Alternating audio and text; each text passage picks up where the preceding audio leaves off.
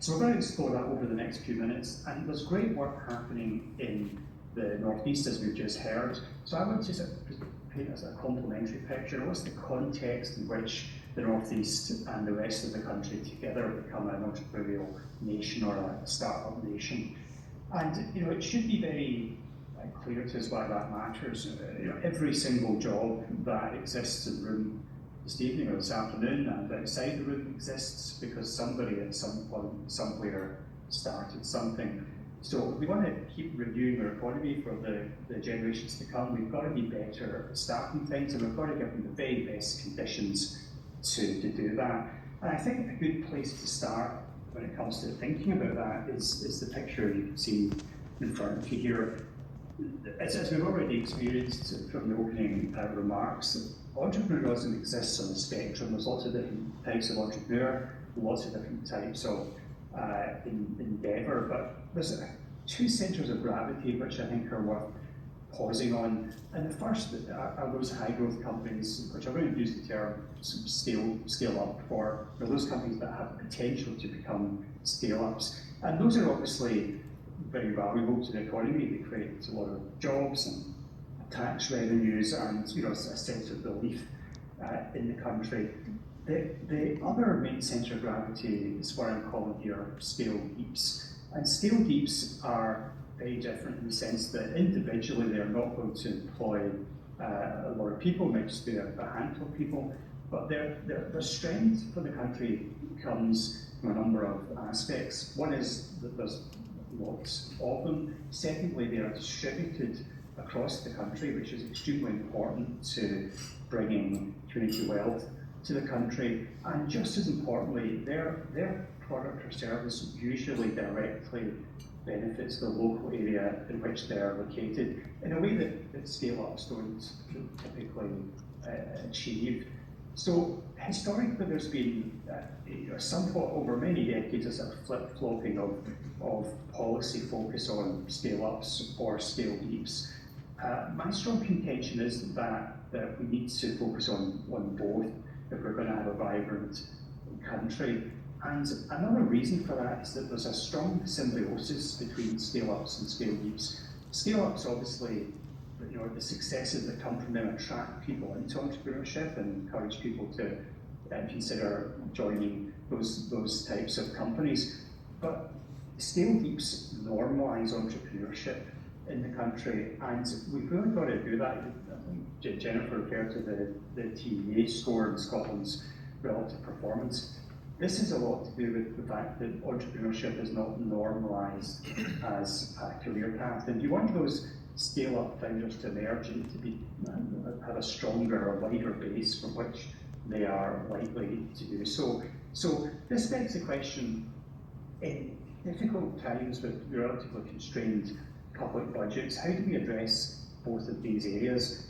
And I believe that it's possible to use the same entrepreneurial platform to address the early stages of scale-ups and scale leaps, use the same resources across that spectrum of activity. And I'm going to illustrate in just this very short set of remarks how that can be done. We won't be exhaustive, but we're just going to illustrate some of the ways we can do that. I think we're already seeing that emerging very strongly from the fantastic One initiative, but let's look at another angle on that in the time we have together here. And to do that, we first need to consider, if we do it, what is the prize? How important is it to go down that road? So we're looking here at a picture of just one aspect of the entrepreneurial ecosystem. This is high growth / tech startups. And we're looking here at Finland versus Scotland, two countries with very, very similar sized populations. But you can see that Finland, in a number of important measures, is way ahead of where Scotland is right now. 4 times the ecosystem value, 6 times the investment rate, and far more unicorns. And I could show you similar slides, normalized per capita for countries like Estonia, Lithuania, Norway, Sweden, Israel. All sort of similarly sized countries to Scotland, within reach, but basically performing better in this sector. And the reason that that is happening is very simply because they started focusing in a coherent, joined up, strategic way on building such an environment before we did. And as politicians and parties and governments changed, as ministers came and went, as senior civil servants changed, they held a consensus that building a coherent strategy for entrepreneurship, building a platform of support for entrepreneurship was vital. And those are the benefits that come from it. And we can do the same thing, and we can do it faster than 10 years from now if things might be better, because we can follow and adapt playbooks that have already been well trodden. And that's essentially what we're endeavouring to do in the country right now. And to do that, it's important, first of all, to have a model of what exactly is the entrepreneurial ecosystem. This is a mistake I think Scotland has made in the past. We haven't cohered around the same model of entrepreneurship, and that means that different stakeholders, both public and private, have tended to act locally and make local interventions in that system. And as we've seen, the results haven't been stellar. So if we can agree that there is a system, if we can agree what output we're trying to optimise for, and if we can agree what the inputs to that system are, then it's easier for us to coordinate our interventions across different stakeholders, and doing so mutually amplify each of them so that we end up with a movement that is more than a sum of its parts. So this depiction here is one way of looking at that. The output is more startups and more entrepreneurial activity.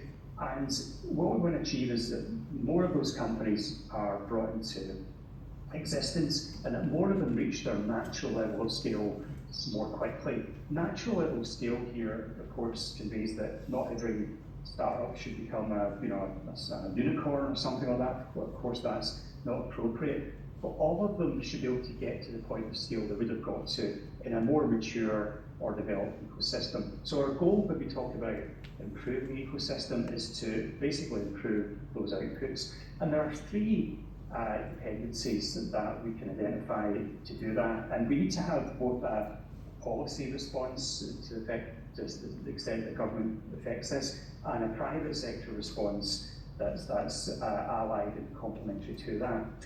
So on the left-hand side, talent and education. Now, if you spend time talking to startup founders, pretty much all of them will tell you that the main constraint on their growth is actually finding the right talent. And that's true at all stages of growth, from finding those early co-founders through to scaling a company to 1,000 people and beyond.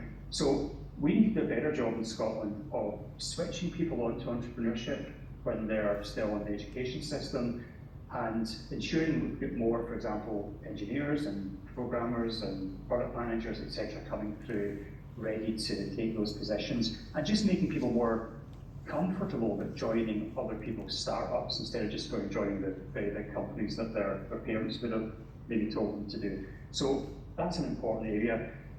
Social and physical infrastructure is about having somewhere to start your company and to nurture it. It's about having a network of like-minded founders and previously successful founders and founding team members to support you. It's about having access to world-class founding education so that you know what your Silicon Valley counterparts know, for example, and aspects related to those kind of things. So that's very important. And finally, grant and investment funding. Startups in the Scottish ecosystem should have the same access, at least, to the relevant funding pots and amounts as startups in more mature ecosystems would as they go through different stages of funding. And the picture in Scotland there is a bit mixed. So there's a lot going on in all of these areas right now, and tonight or this afternoon I'm just going to focus on just one area, which is the social and physical infrastructure, and I'm just going to pick one small aspect of that just to illustrate the power that comes when we start to act strategically in a sustained way, and we start to join up our interventions to build something that's more than the sum of its parts. So I'm going to use, to illustrate this, the Textile National Network, which you may have heard of, and how that's evolving, and how it's evolving in partnership. Now, in November of last year, the TechScaler National Network was set up. It was a recommendation from the Scottish Technology Ecosystem Review originally. It now consists of soon about to be 7 sites across Scotland. One is, as was mentioned earlier, here in Aberdeen. And these environments provide long-term incubation for initially tech startups. They provide access to world-class intensive founder and founding team education, which we source internationally and nationally, including from places like Silicon Valley. It includes entrepreneurs in residence, access to a member network of people trying to do the same things. And as an example of how we're starting to see real strong collaboration around these sort of resources, we're currently working with the operator of this network, Codebase, and Scotland's 3 development agencies to look at how we can integrate grant funding natively into this environment so that startups that are created for entry into the TechScaler network are also automatically assessed for grant funding in a much more integrated single application way than we've seen previously. So this is up and running, it's relatively new. What's been happening since then is that we're starting to integrate this new ecosystem asset with other ecosystem assets to create a network that's stronger than its separate parts. You may have seen last month, for example, that we announced the twinning of the TechScaler network with NHS test beds or test labs.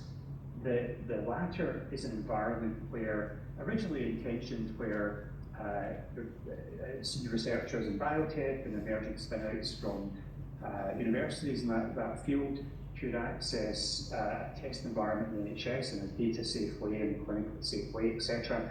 By integrating these 2 resources, it means that those same potential founders can access all the expertise, all the networks, all the educational resources, and the physical spaces of the TechScaler network. And that subset of TechScaler tenant companies that's relevant to health can access the test labs. So already we're amplifying these resources. Last week, we announced the integration or the partnership between the network and the Internet of Things accelerator, Film and Stack. So tenant companies of either can now use the resources of the other. And you're going to see more of these announcements over the next few months, building an ever tighter set of integrated services that startups can access. So that's a very exciting development. What's also starting to happen is the TechScaler network, which started off, because it has to start somewhere, focused on predominantly internet economy tech, it's now starting to migrate to being a general startup support network. And this is a very important development. If we go back to our earlier picture, you'll see I've added here the idea of connectedness with a slight typo, sorry about that. Connectedness is about connecting domains together to create new opportunities for companies to thrive and also to create new companies. So if you think about Scotland's approach to different domains historically, I've picked 5 here for illustration. We tend to hold these domains separate from each other. So we talk about the tech sector or the creative sector or the life sciences sector, etc. But if you also consider that a company like Pixar, for example, is not a creative company or a tech company, it's both. And a company like Moderna is not a life sciences company or a tech company, it's both. You start to see the importance of colliding these domains. Now, Scotland has an impressive emerging tech sector. It's very strong in the creative arts and life sciences research. But what if we actually put these groups together, working, say, in the same TechScaler environment, or access to the same training materials, just integrating their knowledge? What would happen to our creative chops when it comes to birthing new companies? You consider that some of the best creative moments happen in the gaps between domains. Or what would happen if we stopped treating the social enterprise sector in Scotland as a charitable endeavour, which in fact we do. Once the money stops, these organisations predominantly stop too. What if we exposed social entrepreneurs to the same experiences, the same education, the same networks as we do for these other categories? what impact could we actually make on Scotland's social problems if we could scale those endeavours? Interesting question. So the more we can start to merge and mix some of these skill sets, then I think the more we'll see interesting things happen. Beyond that, the endeavour we're currently working on in parallel with these others is to start to extend the startup scale or tech scale or network as was out of the cities and the major centres into other parts of Scotland. And we're using the term pre-start centres. These are, again, incubation environments that are aimed at earlier stage companies. They'll bring with them micro grant funding for concept development, etc., expertise in web design and so on, to help earlier stage entrepreneurs explore entrepreneurship and be closer to where they're actually based. And we're planning to implement these initially, partly, or maybe mostly, as pop-up versions, mobile versions of these pre-start centres.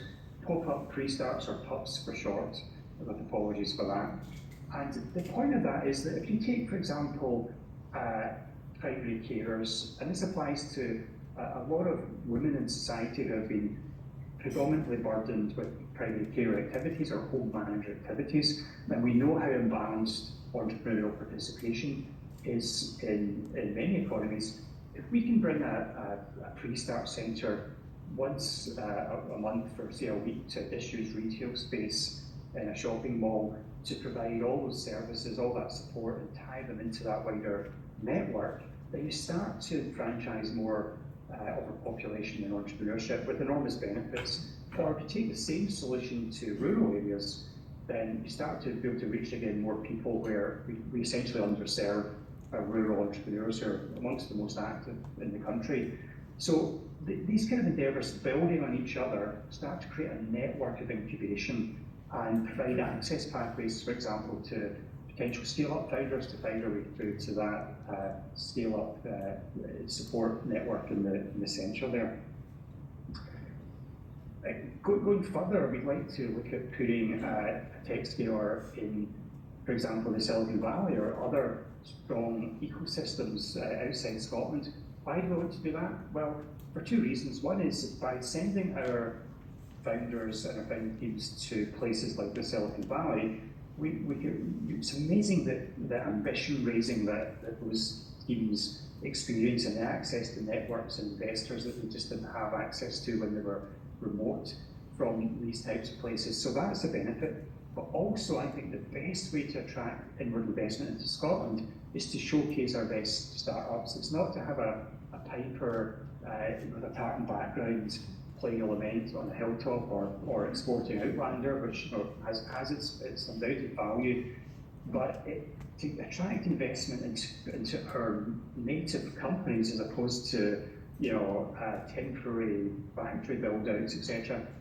Putting our best companies out there, showing them what Scotland can do, it's a great way to do that. We know that because that's what comparable countries and economies are doing. So that's an initiative we're working on just now. We're very excited to get that to fruition. So I've just given you briefly an example of some of the work going on in one of these categories. There's a lot more happening in Scotland. These are just some sample programmes. As always, we could go a lot faster. I'd like to see more sense of urgency. I think that's well understood in the room tonight. I'd like to see that sense of urgency even greater across the public sector and across Scotland. But there is a coherence starting to come around what we're doing nationally. And of course, that takes its place alongside the fantastic work that's been done in the North East. And what most excites me about Aberdeen in this context in the North East is that whenever I talk to anybody from this area, there's such a strong impetus to act that builds on an already very strong innovation mentality. The North East has already shown that it can meet the world and be a world-class technology and startup sector. So that confidence is there, that impetus to transition is very strong, which is driving fantastic collaboration that you just don't see anything like to the same extent outside of this area. So I think the combination of national coherence that's emerging on entrepreneurship as a primary object for our economy, and the energy that you bring to this endeavour here in the Aberdeenshire area. I think the combination of both is really, really exciting. I very much look forward to seeing what we can all achieve together with that tailwind. So with that, I'll pause for now, and I look forward to the discussion to follow. But thank you, everyone.